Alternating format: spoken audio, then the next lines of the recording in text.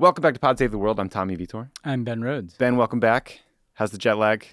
It's rather extreme, Tommy. Yeah, I was in Asia. I was in Hong Kong, and that city's changed a bit since I bet it has. You know, but it just gets harder with each year of age. I think doesn't get easier. Like the sands of time. We need Dr. Ronnie to come on these trips. You need a MAGA congressman doctor. We do. Just pushing pills to everybody. Pills, yeah. You know who else needs some pills? At least the upper version are the Boston Celtics.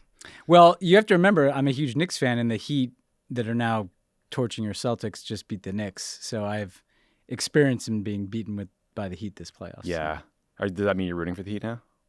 Yes, it does, because it retroactively makes your team look better. That's exactly right. Tried and true. I get it. Also, there should be no love for Boston fans if you're a New Yorker. No, but we also hate the Heat because we had that rivalry with the Heat in the 90s. But I don't know. I kind of like this weird team of old guys. Yeah, Jimmy Butler. He's the man. Like as I get older, I tend to like older athletes more, even though they're I think of them as older than me, even though they're 35 years old. I'm like, oh, Jimmy Butler's so old, Yeah, you hear about his cracking routine. 35, He's so it kills me. Well, it's great to have you back. We have a lot to cover today.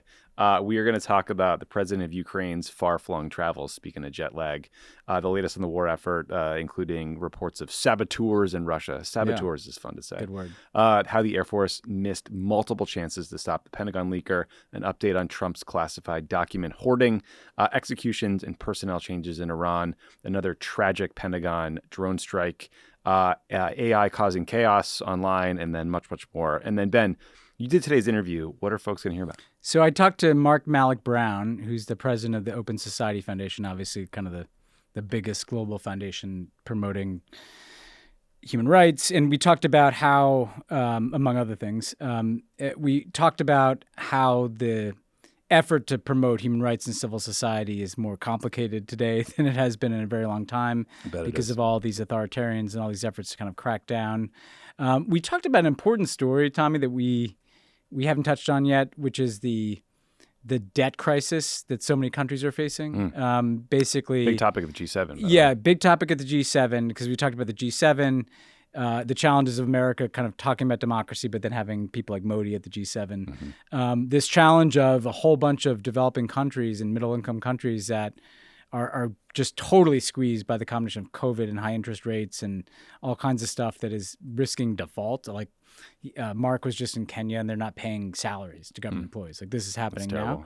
And then what are the bright spots out there? What can we learn from some of the stuff that's going well in terms of beating back populism and autocracy? He was just in Brazil, so talked about what he saw there. So it's a really good conversation about the current state of the effort to promote democracy and civil society generally. Excellent. We might need him to do a little more work here. That too. On the cusp. we actually, interestingly, I talked a bit at the end about how the demonization of George Soros here impacts their work globally because Elon Musk had just tweeted something like George Soros is committed to destroying civilization or something. So we talked a bit about the Soros conspiracy theory. Elon's just lost his mind. All right, so a lot of news this week on the Ukraine front.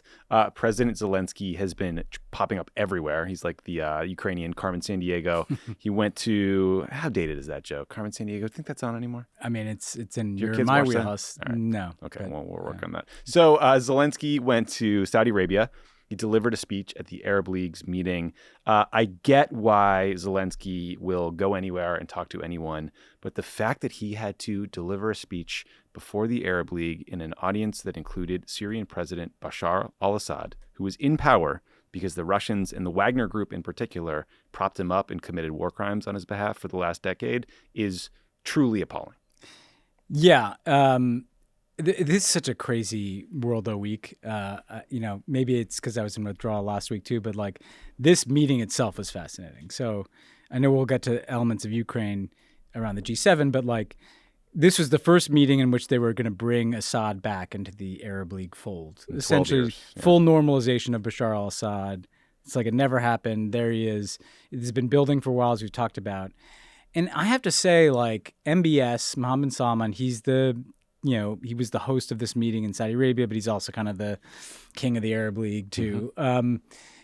They played this pretty interestingly. This is not praise for Mohammed bin Salman, but it is there's something that he does that is pretty clever, which is he balances, he doesn't give any side everything they want, but he gives everybody a little bit of something. Yeah. And he kind of operates as this free agent between the China-Russia bloc and the U.S. Western bloc. And so he had to know that Assad going there was going to get a lot of negative attention in the West, was going to call into question whether they're fully embracing Russia, because Assad is kind of Russia's guy, like Trojan horse in the Arab League. And I think very consciously, he's like, you know what I could do? The only thing I could do to kind of counterbalance that is have Zelensky here as kind of the avatar of the West, and give him a big platform. And so it was interesting in that regard. It was MBS sending a message to both sides, China and the U.S. Hey, I'm going to get my best deal wherever it is, and I'm going to play both sides of this thing. Zelensky, I thought was interesting. He did call out some people in the room for kind of not siding with Ukraine, for, he showed some guts. Like, he didn't just go and kiss the ring, as it were. Like, and I think what he knows is the Saudis and the Emiratis have a lot of cash.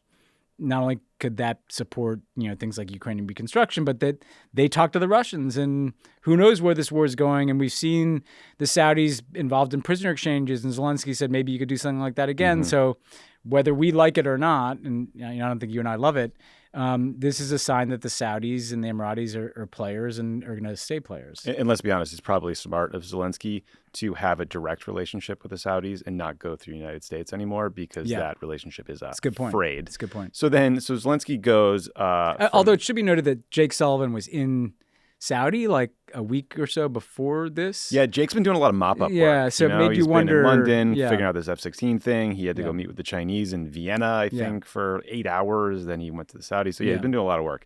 So Zelensky goes from the Arab League to the G7, a surprise appearance in Japan.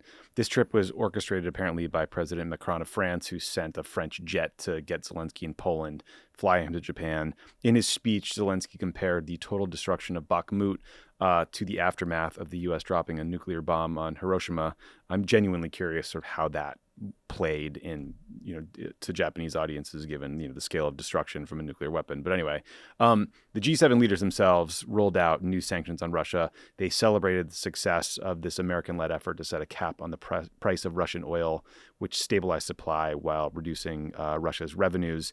But the big headline was about Biden's policy change on providing F-16s to Ukraine. So the U.S. is now going to train Ukrainian pilots to fly the F-16. Longer term, we will work with allies like Poland and the Netherlands to facilitate the transfer of F-16s to Ukraine. This training is going to take about 4 months, so the F-16s will not be part of this spring offensive, which is now a summer offensive, I guess, Ben. I'm sure a lot of listeners are wondering kind of like what happened here. Like, I have whiplash on this one again, too. What got them from no to yes? I talked to some folks in the White House, and it's clear that this is a recognition that this war is not ending anytime soon. That long term, even if the Russians stopped fighting right now, Ukraine needs a modern air force to defend its borders. In terms of the escalation risk, Politico reported that the administration has basically decided that Russia responds to new weapon systems primarily with rhetoric, but they haven't seen, sort of the worst case scenarios we talked about. So I don't know, Ben, what do you make of this move? Was this inevitable for a long time? I mean, it started to feel inevitable after the tank thing because, we went through this with long-range artillery, the HIMARS. Yep. Then we went through it with the tanks. And there was this pattern of, like, kind of almost making the Ukrainians work for it and justify it in order to get people comfortable with it. I mean, well, first of all, I was going to ask you, like, don't you think Macron loved the Zelensky flying around these summits in a French plane? Airbus. Yeah. Loved it. I have to say, like, the sequencing of this was really interesting to play back in your head. And I have to say, like, pretty impressive, because if you look at presumably by the Ukrainians and the U.S. and, the other staunch Ukrainian supporters in Europe, because, we've covered for the last kind of month, first of all, Zelensky's travel, he went to the Netherlands, right, which is a key F-16 country. They'd be doing some of the training, maybe providing. He went to Poland, also like a key country for doing training and providing F-16s. Then he went to Germany, Italy, Germany, France, UK. And clearly there was like an effort to kind of bring everybody along who's going to be a part of this. You see him at Chequers with Rishi Sunak? Yeah, Rishi. I think Boris Johnson wanted that picture. Rishi tries so hard though. Like he takes off the jacket, he does like the skinny shirt with the skinny tie, and like he just looks like not as cool as Zelensky. You know, it looks like the kid who's like glad to be at like the lunch table. Total nerd. But so like they clearly sequence this in a way to kind of bring everybody along and kind of create this momentum that would crescendo at the G7, and I think that was pretty well done. Now, what does it really mean? I agree with you. So you're right. I think this is not for this offensive. It's for a long-term fight. I guess the thing I'd add to it is on the escalation risk, what you really worry about is the F-16 is a weapon that they could use to attack Russia, in Russia, right? And so... In practice, you would probably get shot down immediately by like an S-400 missile defense system, right? Like nobody's flying into the other's airspace at the moment because you will just get smoked. You get smoked. But like I think like the two things are... for escalation are like, will the Russians respond just because we provided them this weapon, or might the Ukrainians do something with this weapon that we would be worried about? And so in a way, it's a signal not just that this war is going to go on and they're going to need this stuff into next year and beyond for safe skies or safer skies over Ukraine, but it's kind of a vote of trust in the Ukrainians to not do something with this weapon that would be beyond what we're comfortable with.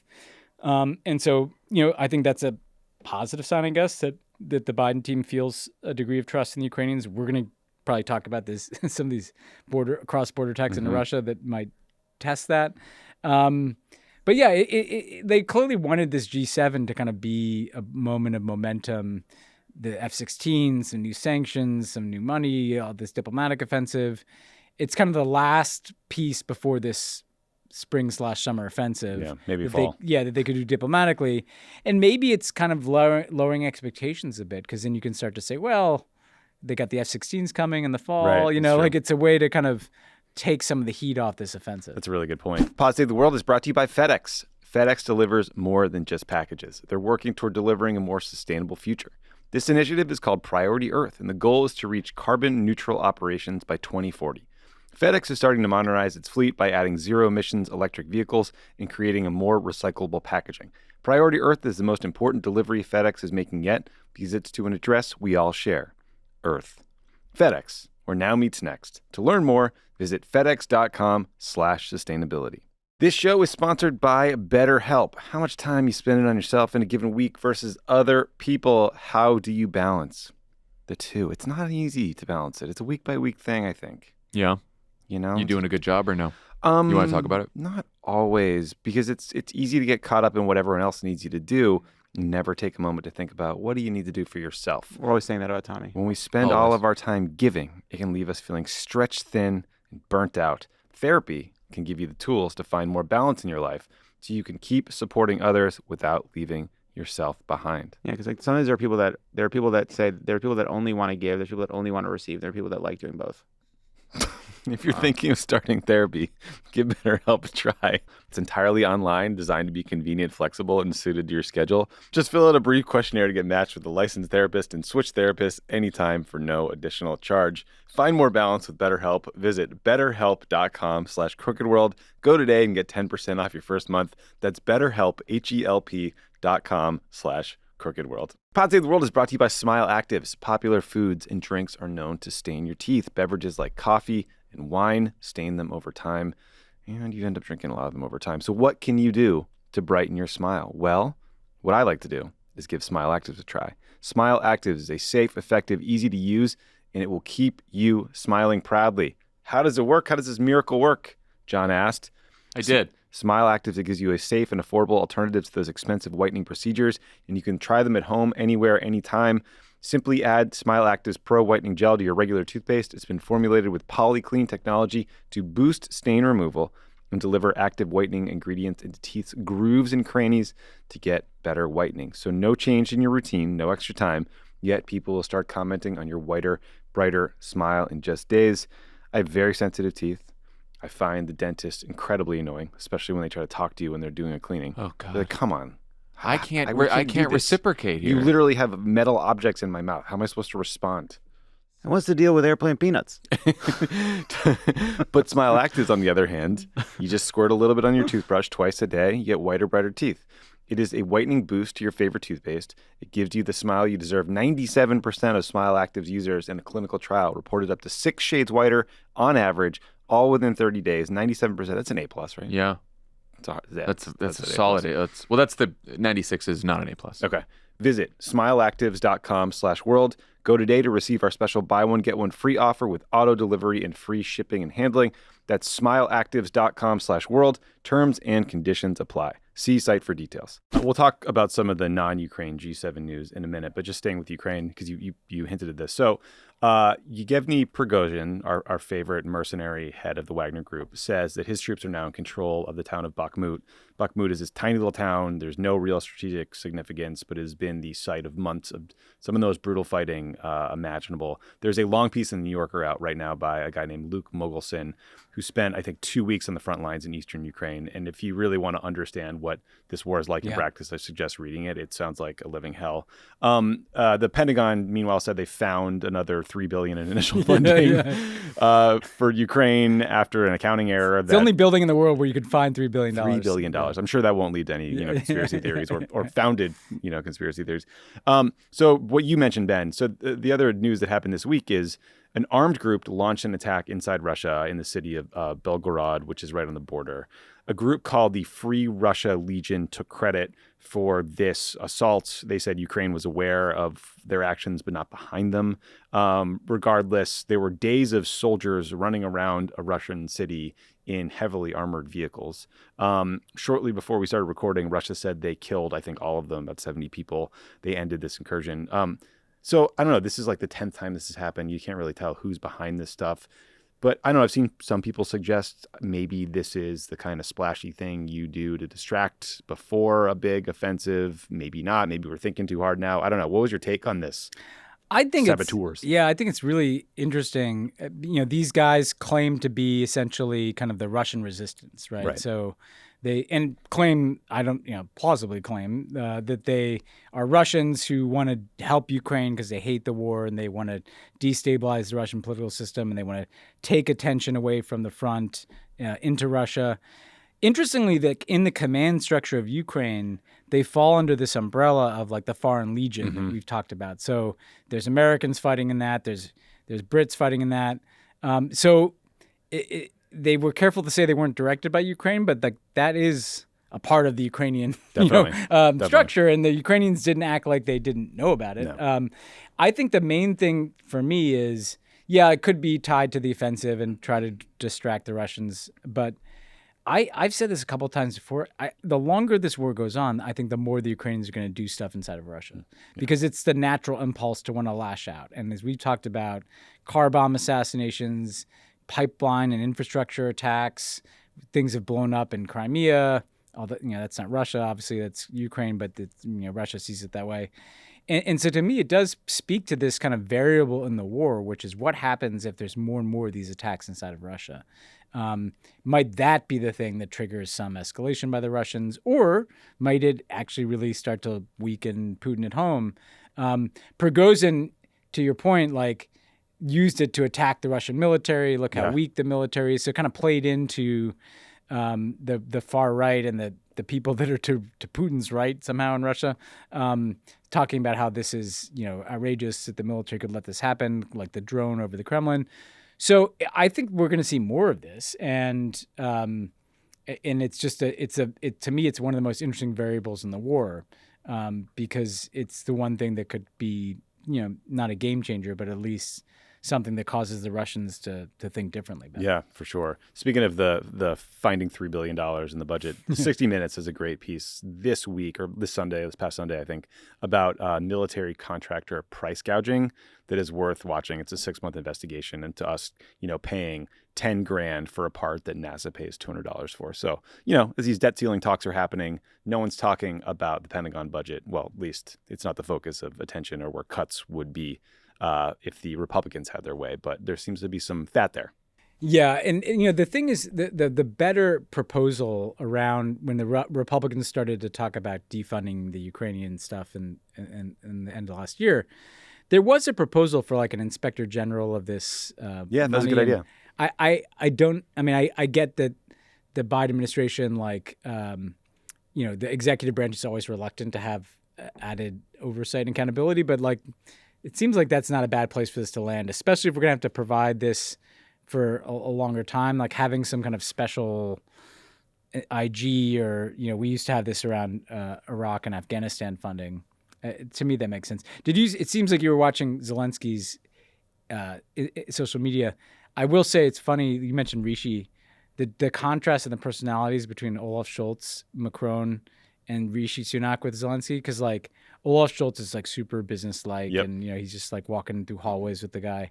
Macron is like very emotional, and he's always got like a hand draped on his shoulder, and Does he look anguished? He looks anguished, Okay. and then Rishi just looks like this guy. He's just happy to be He's just happy to be there. It's a really funny window into the European leaders. I love it. Okay, so in some non-Ukraine G7 news, speaking of like the awkward family photos, the leaders talked a lot about debt restructuring, as you mentioned at the top end, and how to make institutions like the World Bank work at all for countries in the global south who need assistance. They talked a lot about China, including China's unfair economic practices, making supply chains more resilient in the event of economic pressure by China or Russia. For example, Biden team wants to get other countries to make semiconductors so that the Chinese can't surround Taiwan, cut off the world supply of semiconductors, and cause a huge crisis. President Biden was able to get some buy-in from G7 countries for U.S. export controls that prevent the sale of certain technologies to China. So the Chinese were not thrilled about this focus, but still Biden seemed bullish about talking to Chinese President Xi Jinping soon. There's nothing scheduled, nothing announced, but they haven't talked since the spy balloon incident.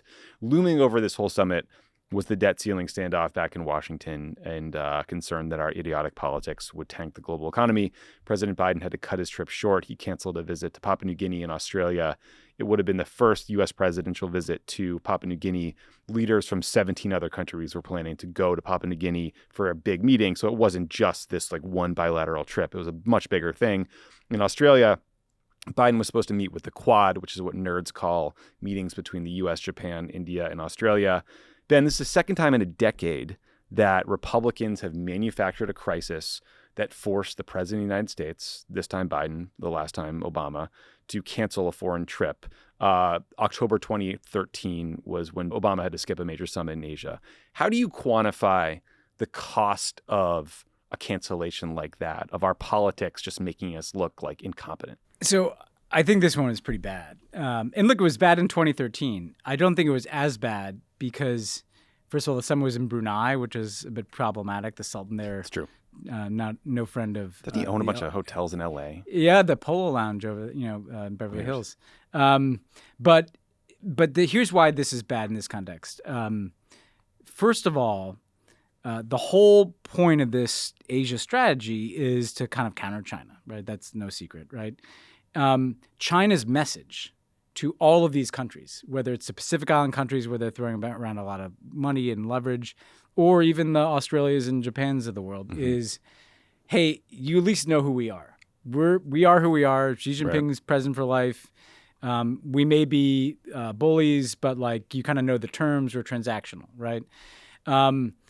The Americans in the Chinese argument, the Americans are dysfunctional. You can't trust them. They break agreements, or they go from Obama to Trump to Biden. The thing they say now might be different 2 years from now.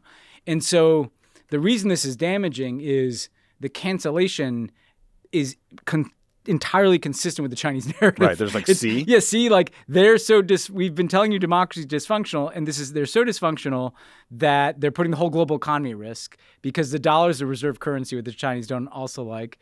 And so that's a problem. And in places like the Pacific Islands, like I would hope Biden would go back, because to plan some big summit and raise expectations and not show up, I think it is quite damaging, and the Chinese will make good use of that, you know?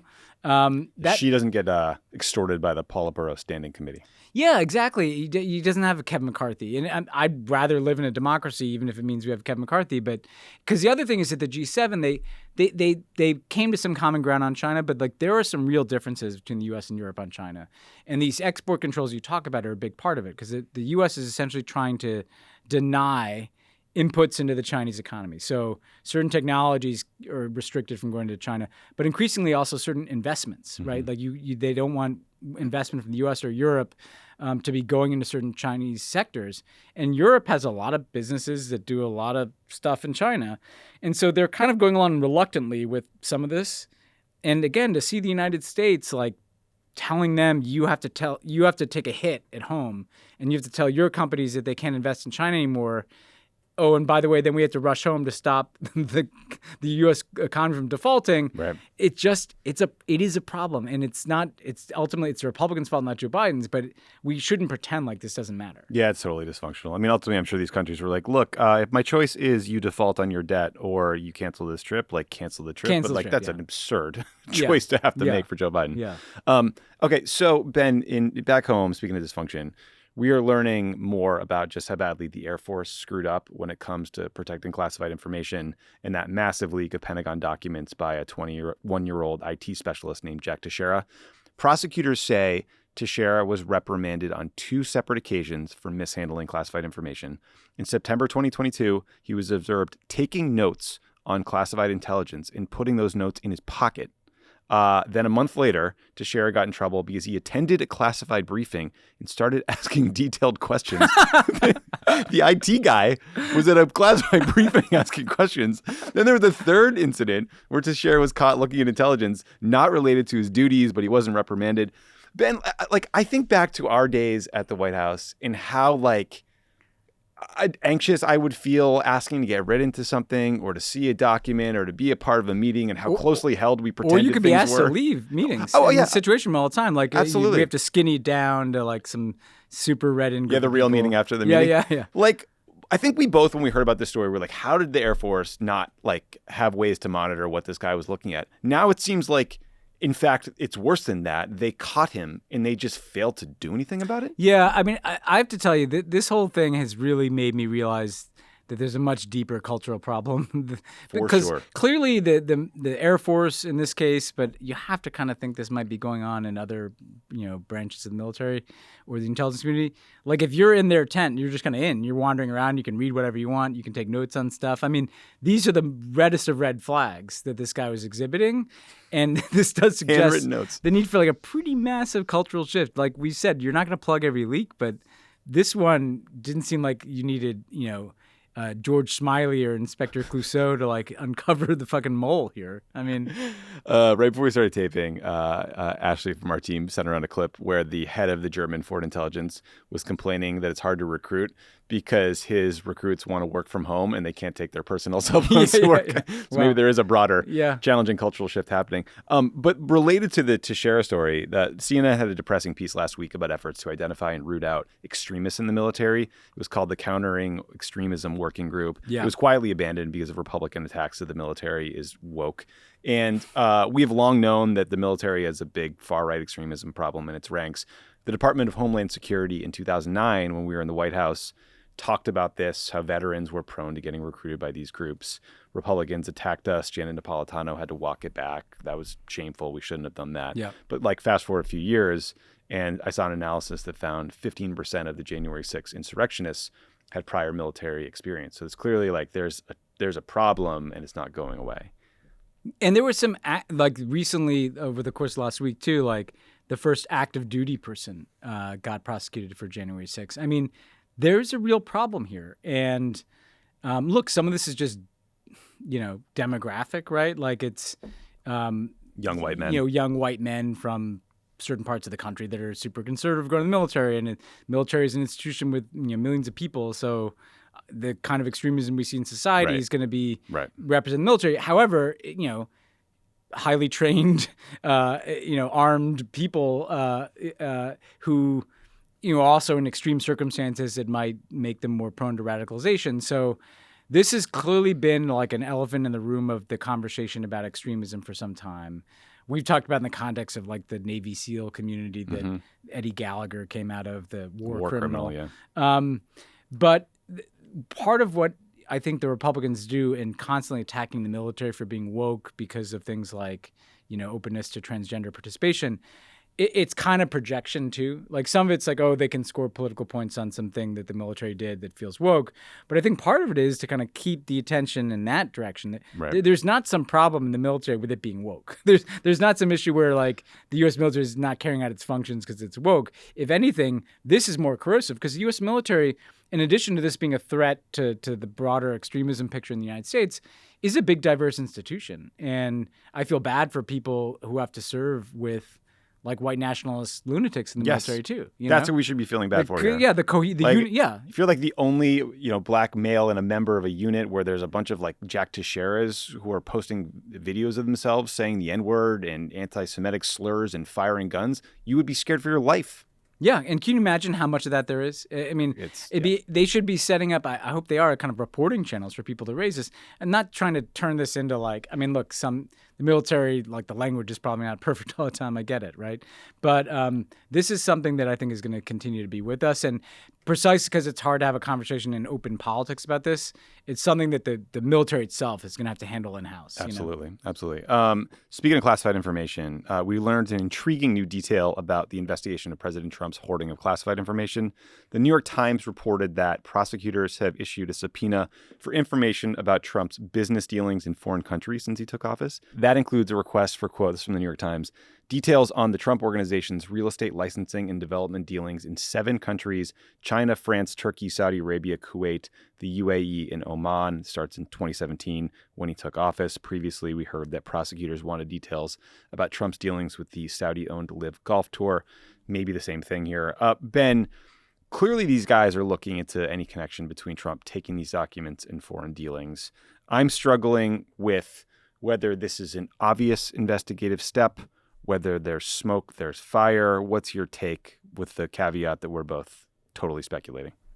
I mean, with the fact that you have 4 Gulf countries on this thing, Saudi Arabia, UAE, Oman, it suggests to me that everything we've been talking about, is coming into play here, which is that if they're kind of looking at his conduct around Mar-a-Lago, around corruption, around what may have been these documents or who may have been sharing it with.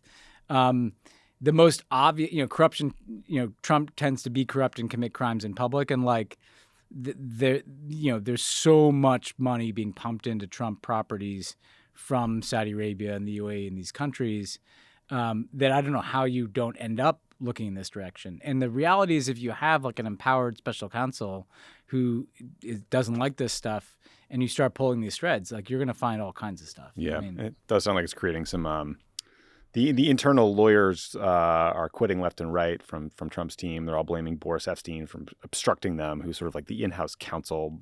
In a previous life, he was like the surrogate booking guy at the White House, sort of a marble-mouthed idiot propagandist. And the good thing that could come out of this is, look, this may not stop him from becoming president. I'm not ready to put Jack Smith, the special counsel, in a Superman suit Bob Mueller. But like, if this can help blunt this kind of growing snowball of corruption from places like Saudi Arabia into American politics, like that could be good. Yeah, that could be good. And also, I think some of the recent focus groups that Washington Post did found that people are sort of aware of the corruption cases and don't like them, or the investigations.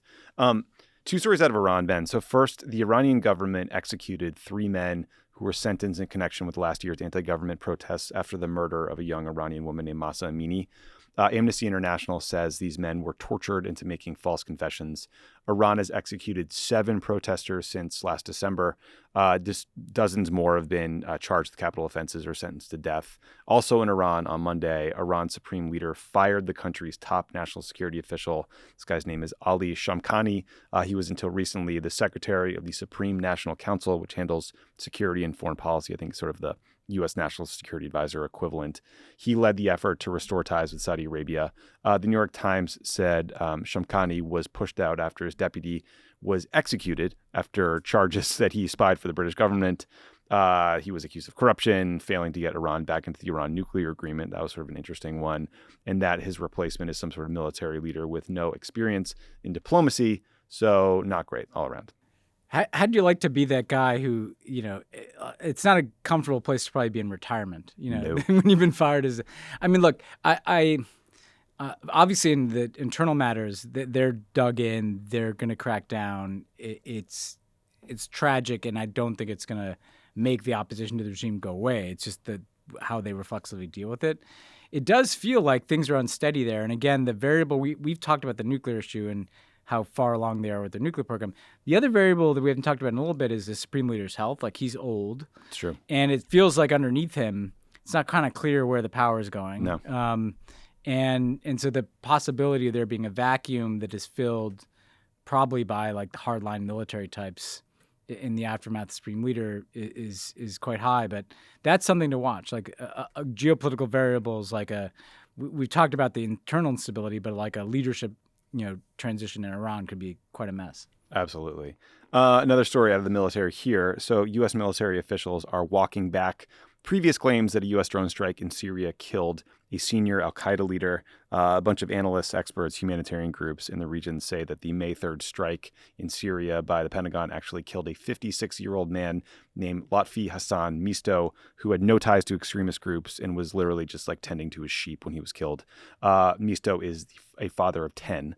Ben, the last time there was reporting like this about, a disastrously wrong drone strike was 2 years ago when the Pentagon mistakenly killed 10 members of an Afghan family in Kabul. They thought they were targeting an ISIS-K member connected to the attack outside the Kabul airport. After incidents like this, there is often an after-action report. There's conversations about, biases that led them to take a strike when they shouldn't and ignore information that would have dissuaded them from moving forward. Maybe there's some changes to the targeting process. There is very rarely accountability. And I do think in this case, it will be important to watch and see if something changes here, because I think this isn't something that happened in the fog of war. It doesn't sound like there was some imminent threat and someone was reacting, quickly. It sounds like they just got the wrong guy. They had all the time in the world to collect information, and they just killed an innocent person. And that just cannot happen. It just can't. And part of the reason why is that if they can make a mistake in that circumstance once, like that, it calls into question all the strikes they take, right? I mean, if you have the opportunity to kind of observe something for a while and are just this wrong about who the person is. I mean, Afghanistan was a complete tragedy and catastrophe. It was, at least, as you say, it was like a dynamic situation. It was, after an attack, trying to prevent another attack that appeared imminent. If you can demonstrate accountability and kind of corrective measures that you're taking after something like this, then how can people have confidence that future strikes in Syria are not, similarly compromised? So they need to, accountability is a question, or at least also like explaining how you could have got this wrong. Mm-hmm. But it does call into question just how long are we going to be using this tool? Is drone strikes? And this is where I felt, the Obama record, and we've talked about this in the past.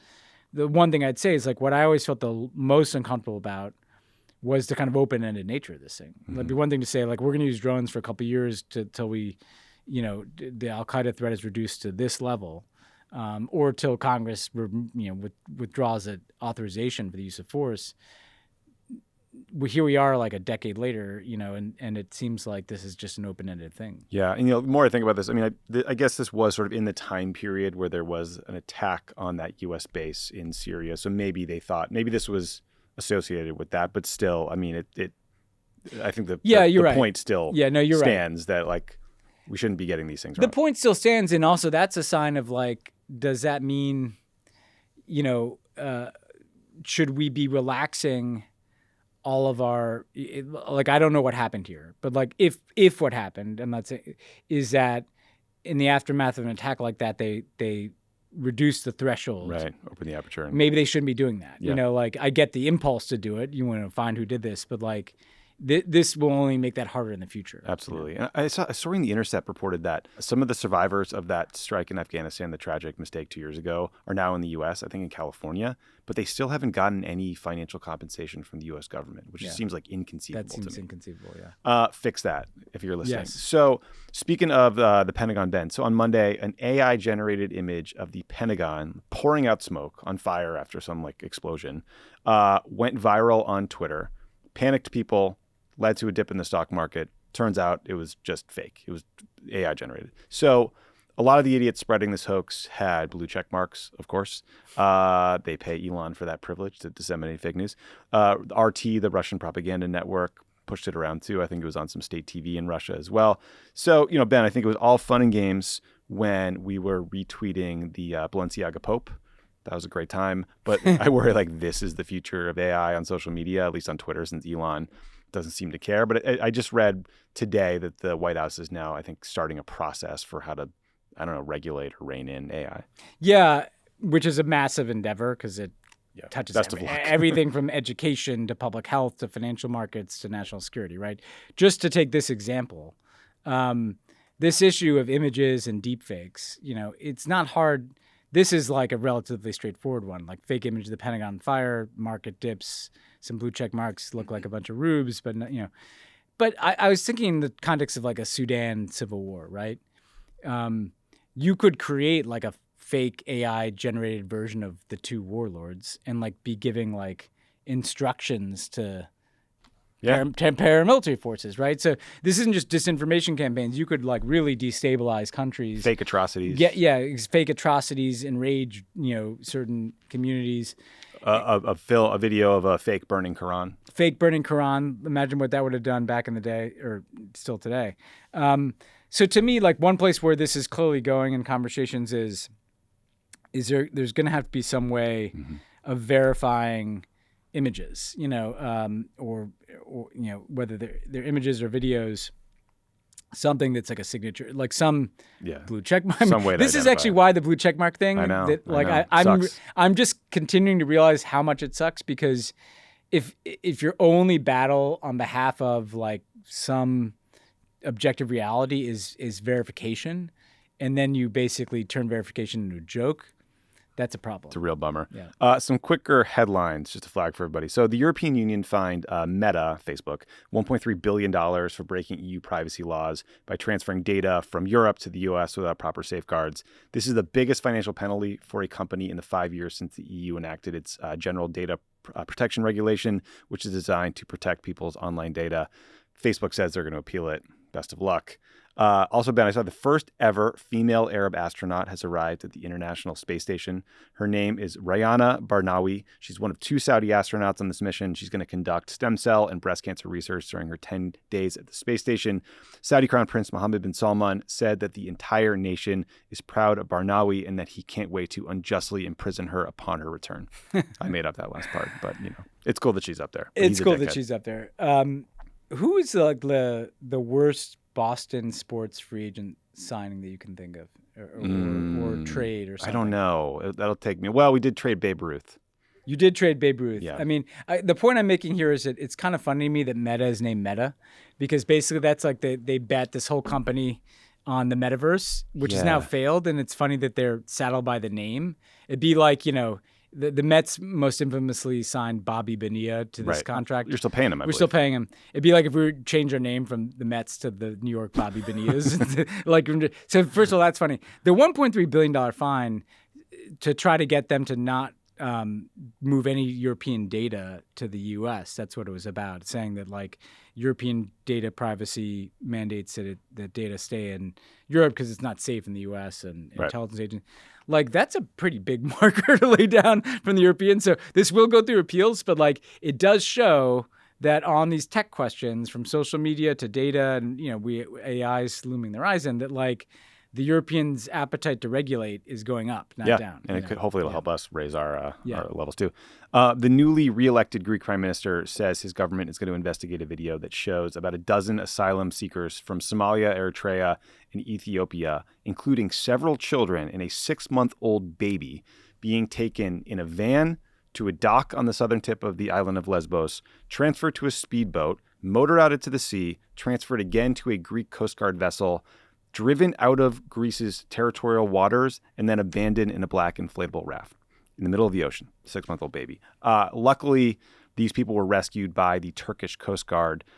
Ben, obviously, our immigration policy record is got some real horrible stains on it, but the video of these fucking monsters passing a baby from one boat to another is it's just sort of Yeah. It's burned into my memory now. Yeah, the New York Times deserves credit Great for investigation. doing an investigation. I mean, there have been rumors of this kind of thing happening, and one of the things that's really tragic when you see something like this is you realize, shit, we're seeing this one. How many times does this happen?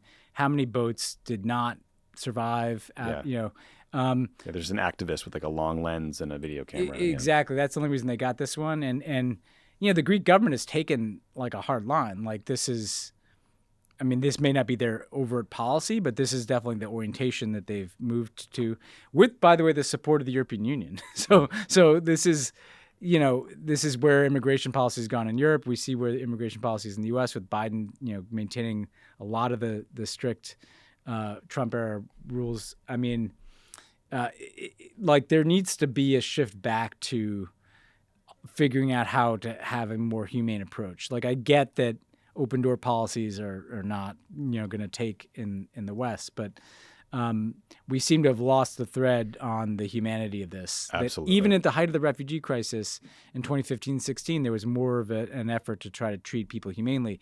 That may have generated some backlash, but I mean, I think we need to realize there's got to be a way to enforce policies without doing crap like this. Yeah. Speaking of losing the thread on humanity, soccer star Vinicius Jr. is calling out racist soccer fans in Spain and the country itself for doing nothing to stop them. So Vinicius Jr. plays for Real Madrid. It's one of the best teams in Spain's La Liga, one of the best teams in the world. He posted a compilation video of fans in stadiums across Spain calling him a monkey and other vile things over and over and over again. Real Madrid said that this abuse qualifies as a hate crime. The idiot chief executive of La Liga logged onto Twitter to defend Spanish fans. He started arguing with Vinicius Jr., going back and forth. It was outrageous. Lula da Silva, the president of Brazil, got asked about the matter at the G7. So this is like a global affair now. So Spain wants to jointly host the 2030 World Cup with Portugal and Morocco. Hopefully that can be some kind of pressure point to get them to take some real action and fix this problem and permanently ban these fans that pull this shit. Because it's all on video. You can see who's doing it. It's not deniable, but it's like really appalling stuff. Yeah. And it's just like, you've seen this over the years, just like a bunch of racist garbage, like from soccer fans in parts of Europe at a pretty big scale too. Like this isn't just usually like some one drunk guy. These are like the whole sections, whole stadiums chanting complete bullshit. And by the way, like it's worth calling out these racist European fans. Like, your players, like you're more than happy to pay all this money to bring players from African or Arab or other backgrounds to play in your teams or Brazil, and then just fucking treat them like dehumanized garbage. Like, fuck you. You don't have that right to like buy players and then treat the ones who aren't your nationality or aren't white differently. So I do hope that there's like a concerted effort to root this out. And yeah, like is it safe for the African bracket of the World Cup to go to Spain? I don't know. They have to show that it'll be safe for them. Absolutely. Yeah. Speaking of crazy soccer fans, there's this wild video that popped up, I think, over the weekend of there's a West Ham game against some Dutch club at West Ham. And a bunch of these ultras who are like the super right-wing guys who like cover their faces and go beat the shit out of people jumped a barrier and started to try to get to the West Ham section where friends and family of the players sit. So this massive West Ham fan, this big British dude named, they call him Knowlesy, he and this other guy just got to the top of the staircase that led up to the section and beat the shit out of every single ultra who tried to get up there until like they were ripped and bloodied and battered, but like fought off 40 guys. I mean, maybe that's the answer. Maybe we just need like Knowlesy in all these games, just bouncing. Yeah. But like, yeah, I probably shouldn't have to come to that. Yeah, maybe we should clean up some of these problems. Anyway, a couple dumb things to close, Ben. So first, there's a new entrant to the ongoing Gulf country real estate dick measuring contest. So we talked about plans for the Line project in Saudi Arabia. That's the 170 kilometer long, 200 meter wide, 500 meter tall building that will absolutely never, ever be built. Not to be outdone, a Canadian entrepreneur named Michael Henderson has proposed creating a 900 foot tall, $5 billion replica of the moon in Dubai. Inside the moon will be a 4,000-room hotel. Ben's putting his head in his hand. A 10,000-capacity arena, a nightclub, and a wellness center. Henderson said, quote, "We have the biggest brand in the world. 8 billion people know our brand, and we haven't even started yet." That brand being the literal moon. So there you go, Ben. I guess at what point do you think the reporters covering the stuff are like, maybe we shouldn't publish this? There's just such a late stage capitalist dystopian vibe to all these Gulf real estate projects. It's just like the combination of like megalomania and tackiness. Totally. You know, like why would you, if you had this kind of money, why would you want to build a replica of the moon in Dubai? You know, like and apparently other sort of like moon replica structures that have been built are so bright that they block out the natural sky, that it causes like massive light pollution. Like the irony is so rich and so layered. Yeah. And the moon is like, I wonder how the moon feels about being a brand. Yeah, poor moon. It's just kind of like a moon. Yeah, first we all said it was made of cheese, and now this. It's a I mean, tough for thing. that money, you could just go to the moon and build a colony up there. I mean, Yeah. Get which outta I here. think the Emiratis are probably doing too. Grab Elon. Yeah, grab Take Elon. the blue checks. Yeah. Get going. Last thing, an aide to disgraced former British Prime Minister Boris Johnson told some stories about Boris's dealings with other European heads of state. He said Boris called French President Emmanuel Macron Putin's lick spittle. He said he would, quote, punch his lights out, and that he wanted, quote, an orgy of frog bashing. Boris also Wait, called, is that? I mean, where is that on the hierarchy of insults? frog? Yeah, Can I don't you say know. that? I mean, why do we call the French frogs? They eat frogs' and they legs. eat frogs' legs, I think, but I don't know if that's like. I don't know where that one Yeah, is either. well, That's a yeah. good question. Yeah. I'll ask.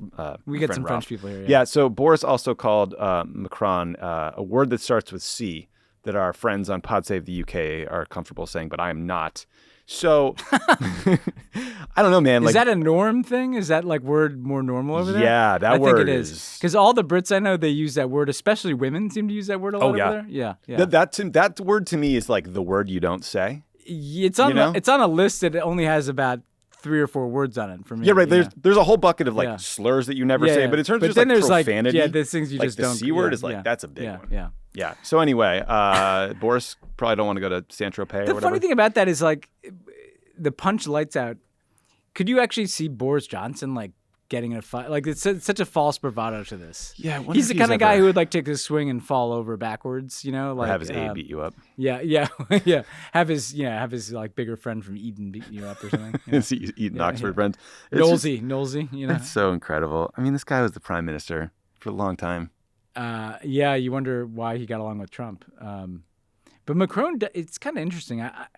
He's one of those leaders you kind of want to know privately what all the other leaders think about him. Yeah, he does seem to trigger He these guys. seems like he triggers these guys, you know, pretty uniformly. Yeah. I'm not suggesting it justifies Boris Johnson, but No, nor I, but it's interesting. Okay, we are going to take a quick break, and when we come back, you'll hear Ben's interview with Mark Malloch-Brown, so stick around for that. Pod Save the World is brought to you by the International Rescue Committee. The International Rescue Committee, founded at the call of Albert Einstein, responds to humanitarian crises worldwide, helping refugees and displaced families survive, recover, and rebuild their lives. The IRC operates in more than 40 countries, delivering lasting impact by providing healthcare, helping children learn, and empowering individuals and communities to become self-reliant. In 2021, the IRC and its partners reached over 31.5 million people in countries affected by crises. The IRC uses rigorous research methods to anticipate humanitarian emergency needs so that they can respond more quickly and effectively when disaster hits. Charitable donations help the IRC provide families with emergency supplies and the resources they need to recover and rebuild their lives. Please consider making a monthly donation to the IRC. Your gift will provide steady, reliable support the IRC can count on. You can adjust or cancel your monthly gift at any time. I think the IRC is one of the most impactful and effective organizations out there. If you want to help people around the world who are, dealing with wars or climate change or natural disasters, they're really great people doing important work. So consider giving them a donation. Donate today by visiting help.rescue.org/donate. That's help.rescue.org/donate. Pod Save the World is brought to you by Real Paper. And now it's time for a riddle. What can be stronger than steel, softer than cotton, and can sequester 5 times more carbon than pine trees? Bamboo. The answer is, of course, bamboo. It's a sustainable superhero I didn't cheat. in Real Paper is using it to make your new favorite toilet paper. It's soft, strong, and 100% tree-free. It's always shipped free to my door in plastic-free packaging, and I can schedule it on a subscription so that it comes exactly when I need it, and I never have to worry about forgetting to buy at any price. Listen, we love toilet paper in this place. We do. When you eat, you got to go. Well, so wow. You might as well. As the saying goes. Famously. Yeah, no, I hear you. Must endorse. Listen, Real's good. It does the trick. But also, you're not chopping down trees. What else do you need to know? Nothing. Absolutely nothing else. Hopefully nothing else. Real Paper is available in easy, hassle-free subscription or for a one-time purchase on their website. All orders are conveniently delivered to your door with free shipping and 100% recyclable plastic-free packaging. If you head to realpaper.com/world and sign up for a subscription using the code WORLD at checkout, you'll automatically get 30% off your first order and free shipping. That's REELPAPER.com/world. Enter the promo code WORLD to get 30% off your first order plus free shipping. Let's make a change for good this year and switch to Real Paper. Real is paper for the planet. Pod Save the World is sponsored by Ramp. Want a better way to simplify your business finances across expenses, vendor payments, and accounting? Yes, I do. If so, Ramp could be a complete game changer. Ramp is the corporate card and expense management software designed to help you save time and put money back in your pocket. Ramp's accounting software automatically collects receipts and categorizes your expenses in real time so you don't have to. You'll never have to chase down a receipt again, and your employees will no longer spend hours submitting expense reports. Businesses that use Ramp save an average of 3.5% the first year.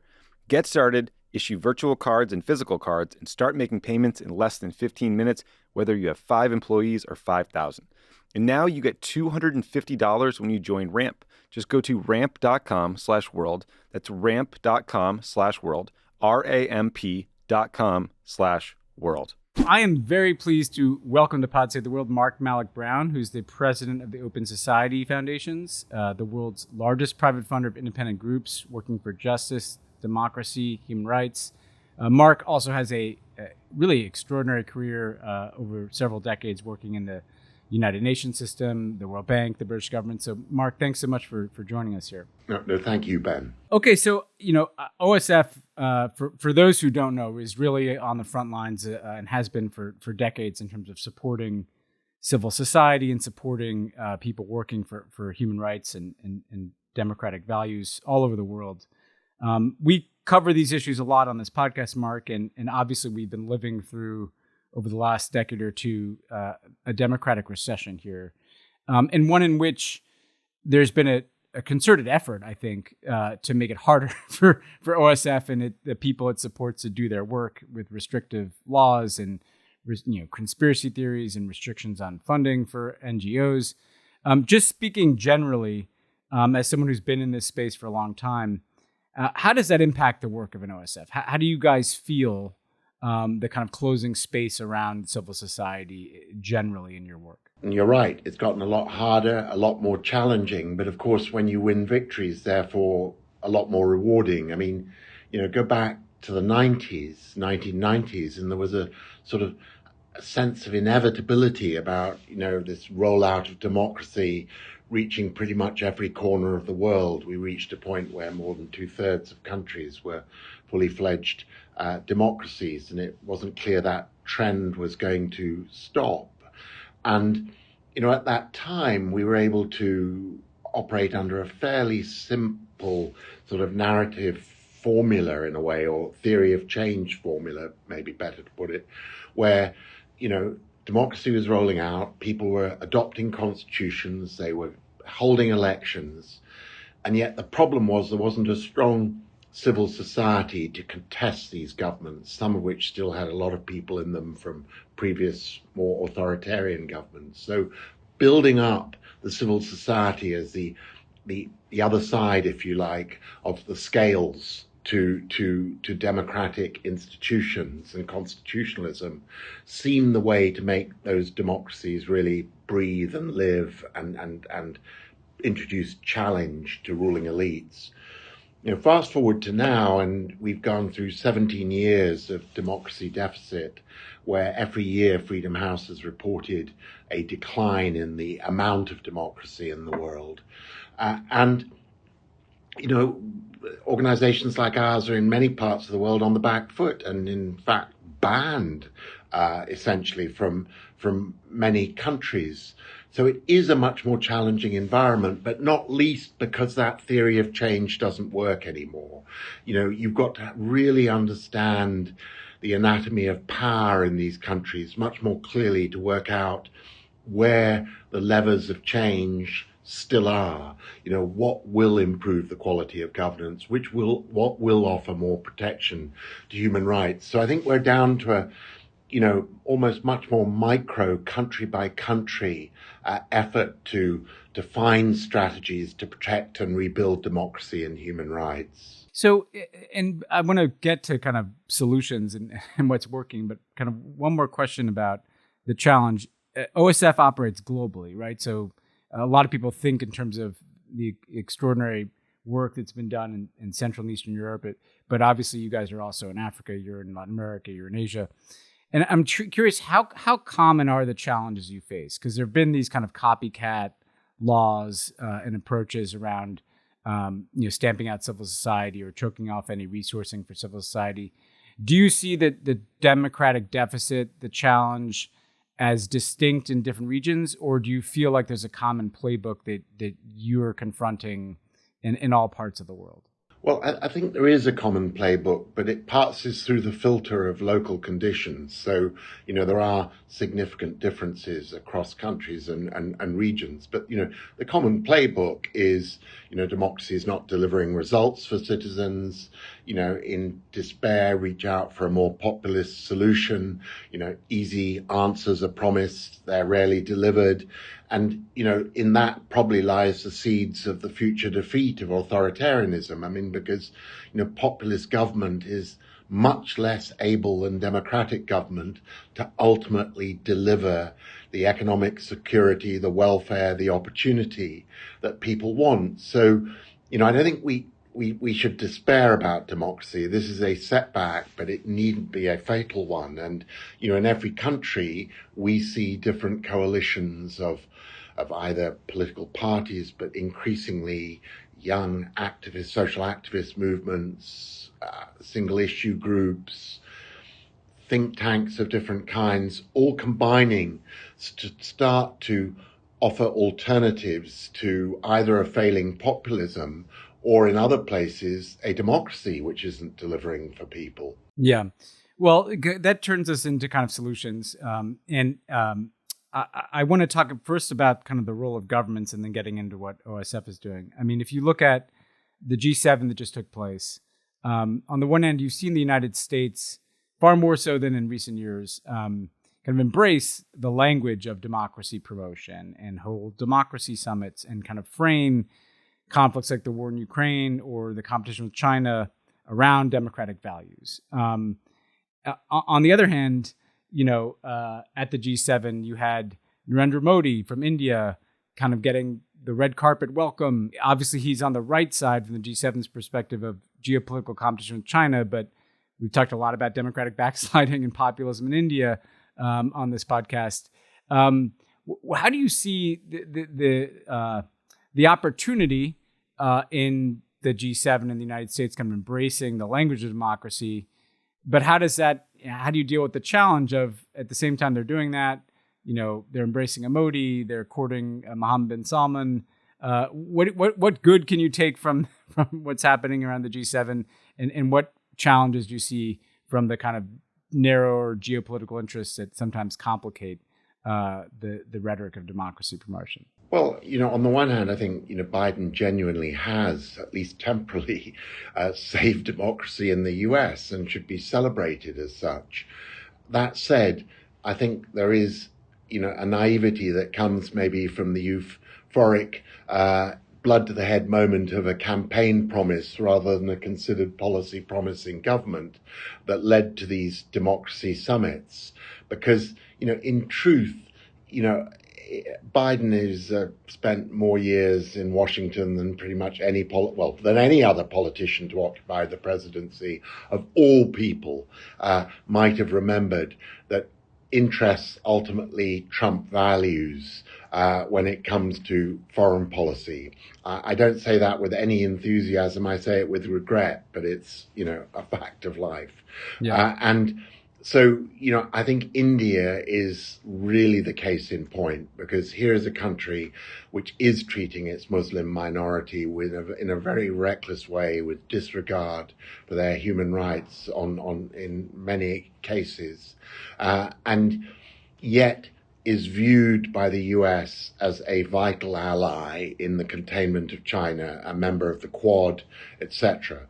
And so it's getting a free pass on human rights. It's getting a free pass from the US on human rights. And, Saudi Arabia, an even more embarrassing U-turn for a president who'd, not wanted to visit, and who then, the war in Ukraine forced him to turn to Saudi to sustain the US's allies' energy security.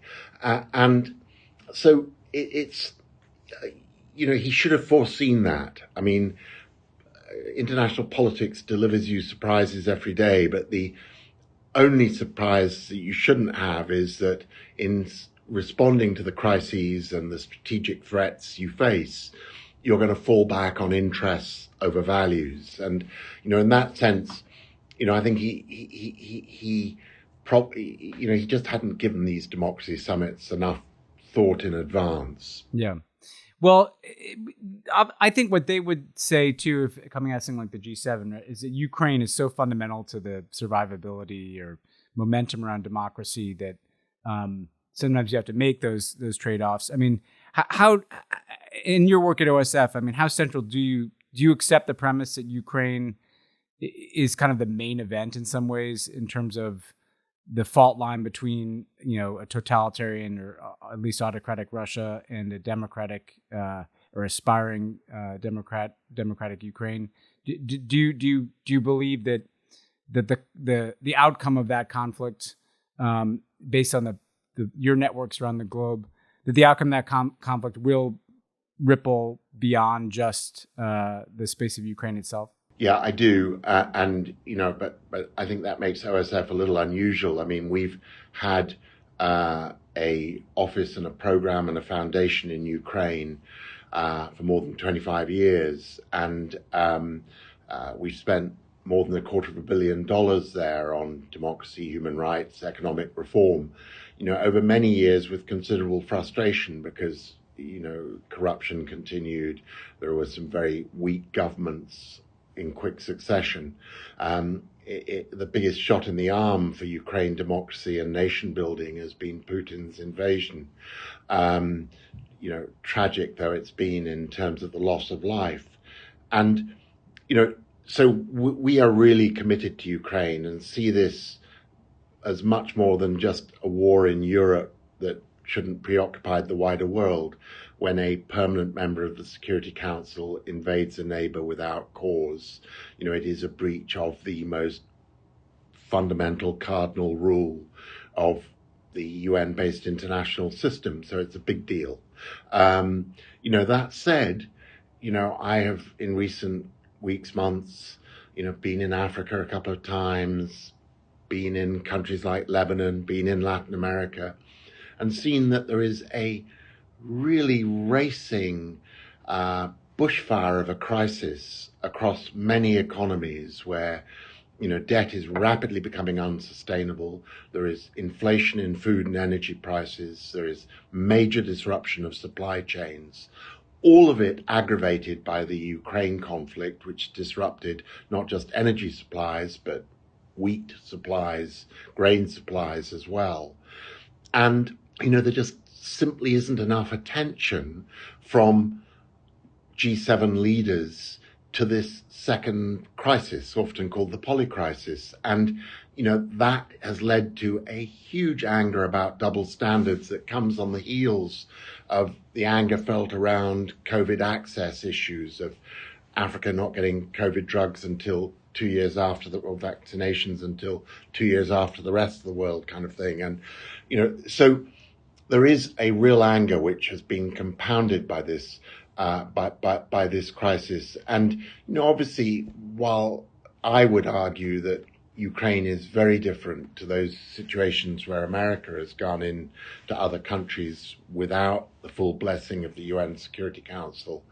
Nevertheless, for many, there is over Kosovo and Iraq, as well as more generally on Middle East policy by the US, a big whiff of double standards. And so, in that context, it's created a huge anger. And, the G7 communique last weekend, which had lots of new commitments and exciting stuff about F-16s for Ukraine, and had the visit of Zelensky himself to the summit, was the normal sort of mix of nice words and good intentions, but not hard answers when it came to this other crisis. Yeah.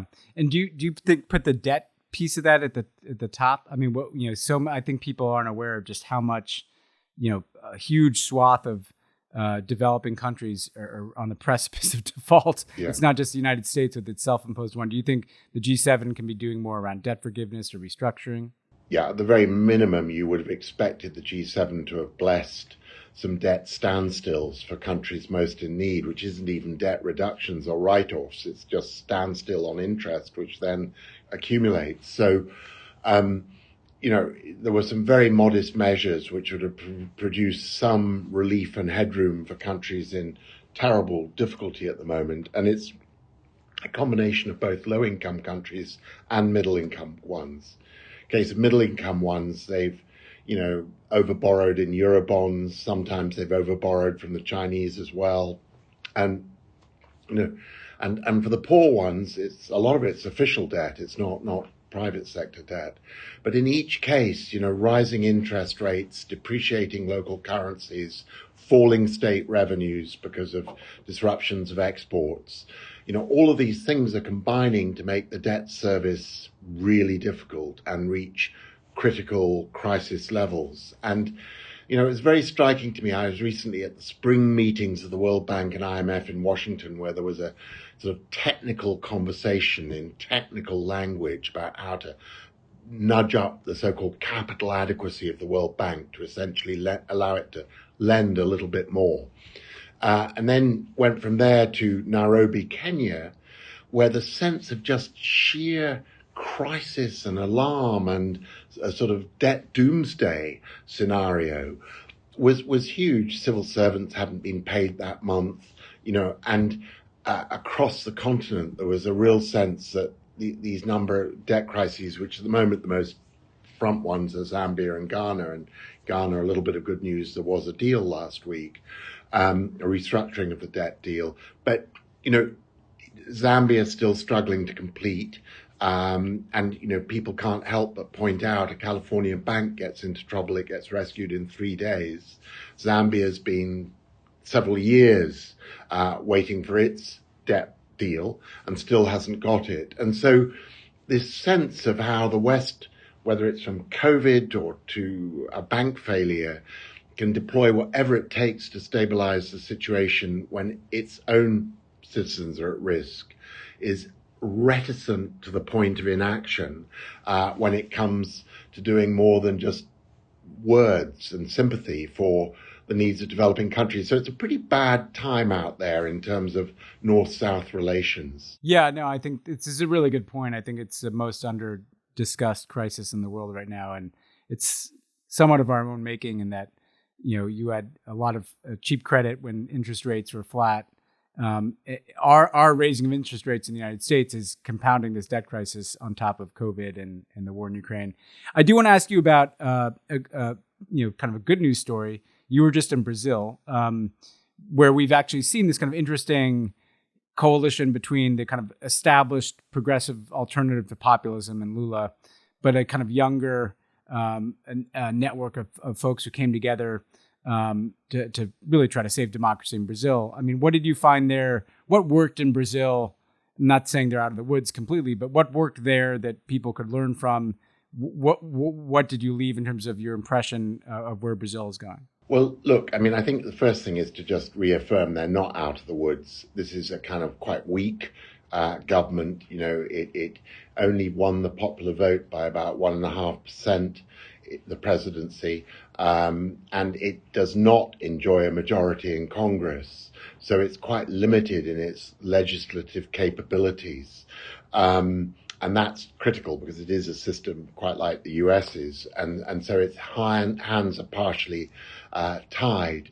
But having the right could come back at in the next election any time really, and it's had its own January the 6th on January the 8th, when similarly its presidential palace, its court, its legislature were invaded by pro-Bolsonaro demonstrators. So there's a fragility about it. But behind that fragility is this dynamic sort of anthill of activists who've built something remarkable. And they come not, I always use the analogy of British Labour Party, where, we had governments where the leading figures in them were MPs from old Labour Union and mining districts in many cases, and the advisors who weren't ministers themselves came from similar party backgrounds. And then under Blair, we got what we called New Labour, which had a network of people drawn in from think tanks, from a ton of them had been graduate students at the Kennedy School in the US. There were a lot of activists coming in from single issue causes. And, nothing reminded me more of the dawn of New Labour in the UK, it seems a long time ago, than sort of New Workers' Party, if you like, where, extraordinary individuals, a woman who'd gone straight from a favela to 10 years of playing sports for American universities, and now is back as returned as a social activist to inherit her sister who was assassinated, sort of mantle as a leader of black Afro-Brazilians, and is now Minister for Racial Affairs, an extraordinary indigenous woman who has fought hard to protect the Amazon and the rights of indigenous peoples to their lands in the Amazon, now minister of a new ministry for indigenous peoples' affairs. And both of them were sworn in the same day in the presidential palace, 2 days after it had been all its windows blown out by the riots and assault on it of January the 8th this year. And, a sense of renewal amidst that devastation. These two remarkable women, probably 18 inches apart in height, the very short indigenous woman, this tall, striking ex-volleyball player who was Minister for Racial Affairs. So, a real sense of this and a pride for us in OSF, because this sort of revolving door of people going out of think tanks and social movements and into government and trying to drive through reform, then going back to the think tank social movement world. That to me is the modern anatomy of power in many places, where it's ideas which are going to change things, and those ideas don't come from permanent living in government or from the increasingly sort of closed world of aging political parties, but they come from think tanks and social movements. And in Brazil, that virtuous revolving door seems to have been quite effectively created. Well, so last question I want to ask you, globally, we've seen a lot of coordination among far right movements, among autocrats. What needs to happen for that ecosystem that you're describing to globalize, for progressives or small d Democrats who are living in different parts of the world but facing similar challenges, to kind of work together? And obviously OSF is as networked as anybody. And I did want to ask, as you are working to create that outcome, which I think, this podcast and our listeners would be very supportive of, you're constantly dealing with the conspiracy theories about, George Soros. And does that matter? I see that as people trying to disrupt any effort to create coordination by making it seem like some big conspiracy theory, when in fact we're all very transparent about wanting to support human rights. How do you achieve that scale while kind of beating back these efforts to delegitimize your work? Well, let me take that second part first, and I think it is, it's not. One can't pretend it isn't without its damage to certain susceptible audiences.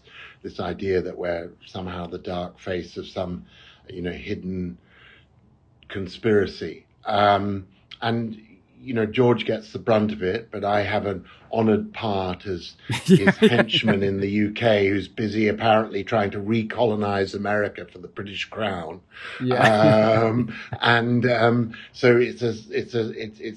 their view seems to be that it's a strange mixture of secret Jewish activists and British royalists who are conspiring against the right in America. I sort of think there's an element of pride in being, in who your enemies are around some of this. But I think, it does do damage. And we just last week, had, a really vicious Twitter attack on George, which may have had up to 1 billion views through the network of retweeting that's happening to it. So one shouldn't, underestimate this. But, for me, our legitimacy lies in two things: the partners we have and their credibility and authority in the communities and countries where they operate, and our ability to support the development of new solutions, either immediate urgent solutions to something like the debt crisis we were talking about, or longer term patient solutions to global problems. And here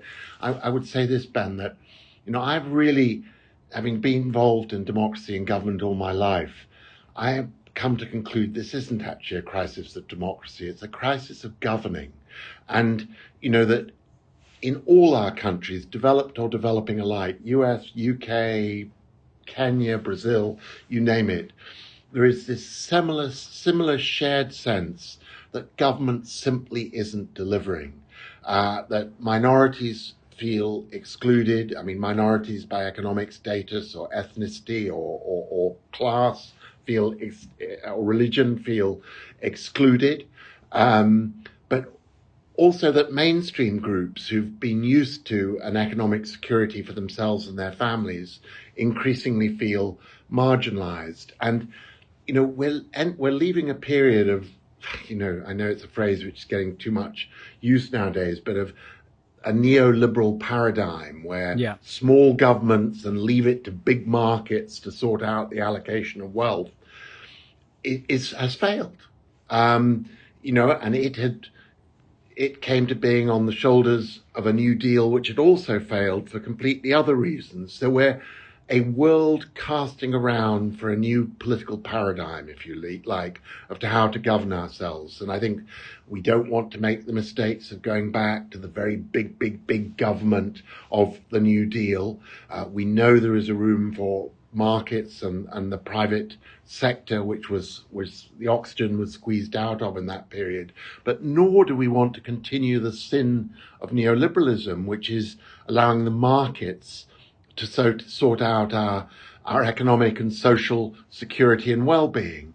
And so we're casting around for how do we build the kind of government which can address our internal divisions and exclusions and build a much kinder, more inclusive kind of governance, and globally a kind of government which both at the national and more global level can address these big strategic long-term problems that need sustained public investment over decades, such as the transition to green energy and the efforts to limit global warming.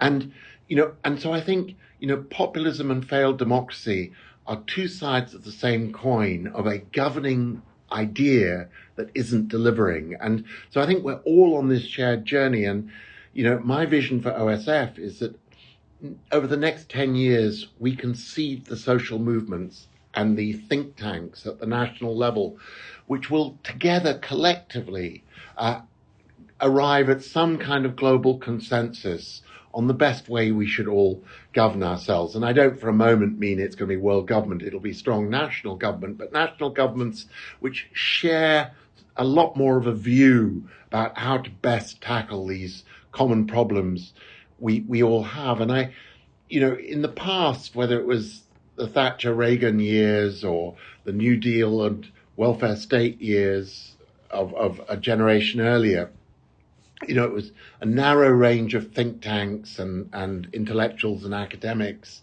very heavily in those days concentrated in Washington and London, and Cambridge, Mass, and a few other places who developed this, or Chicago when it came to the Reagan Thatcher period.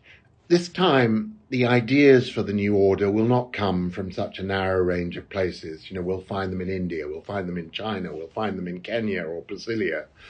And, that's what for me is the excitement of running OSF, that we can help seed the thinking that will produce a new and better way for us to govern ourselves. Well, look, that's a great note to end on, Mark. And, one thing I've noticed in being in this space is one thing that's true today versus 5 or 10 years ago, certainly 10 years ago, is just the awareness of the challenges and the desire for new solutions and people feeling the need for mobilization. So OSF is obviously a huge part of that, and we appreciate you coming on to talk about it. Thank you, Ben. Thanks again to Mark for joining the show. Maybe we'll just go to this Moon Hotel. I think they're building something like that in Vegas. See, but Vegas would do it in a more tasteful way because it's pretty small. Mm-hmm. These replicas are like New York, New York. Yeah, it's something. like New York, New York, or the Eiffel Tower. There is kind of like looks like a kid's Eiffel Tower. Yeah, I don't know. I guess I'm defending Vegas here, but still, just try better. Just give better. Me a more interesting. If design. You had that, but here's the thing: you put your finger on it. Like, these people have like $1 trillion, right? They're like liquid to the tune of $1 trillion. They can write checks. Think of what you would do with that money. Yeah, not build the moon. It's not this. It looks like a Death Star. Yeah, I would. Yeah. I mean, kind of is. I guess it kind of is. Maybe it is. Maybe that's what this is really about. Excited for COP28. Yeah, the UAE. They can have COP28 in the moon. Moon. Yeah. Excellent. Okay, well, that's it for us this week, and talk to you guys next week.